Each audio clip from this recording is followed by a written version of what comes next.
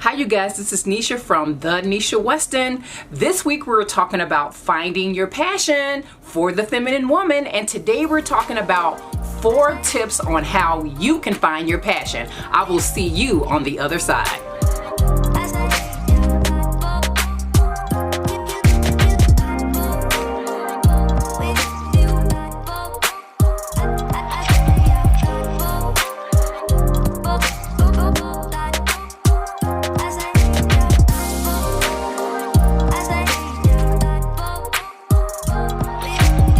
Hi you guys, this is Nisha. So we're talking about passion, and today we are talking about 4 tips to find your passion.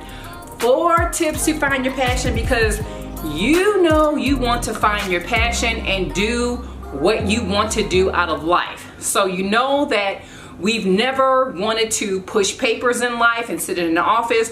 We wanted to live the best way that we know how.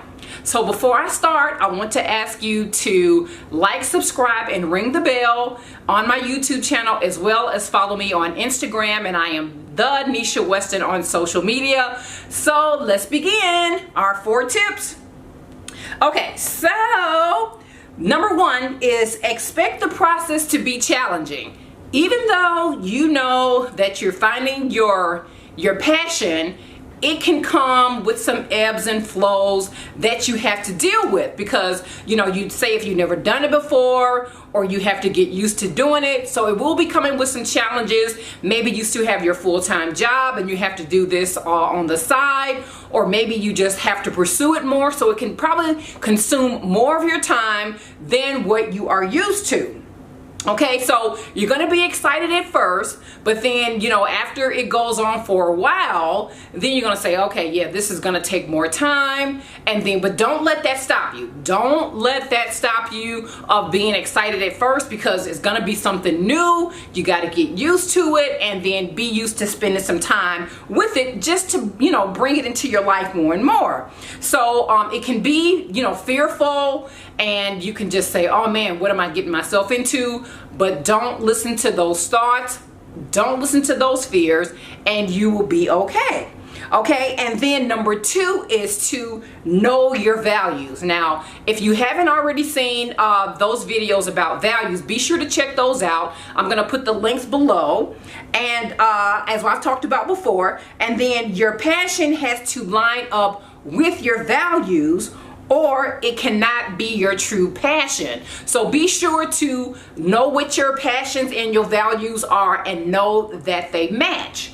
Okay? And then you can also make a list of your true values, and take the time to, to write those down and figure out what they are. And so the more you have of your values, the more that it can link to your passion, and you have more values than you think. Now make a list of your favorite activities, and then you can start from there, and be clear on your values. Be clear on what your values are, and then they can provide you a way to your passion. Like I said, I'm going to have that link below. Also, number 3 is to take a look at your past. Take a look at your past, and your passion might not be dramatically different from, like what you had thought about 6 months ago, a year ago, 2 years ago, or even a month ago. So just kind of go back there a little bit to see if they kind of match up, and then you can kind of go from there as well.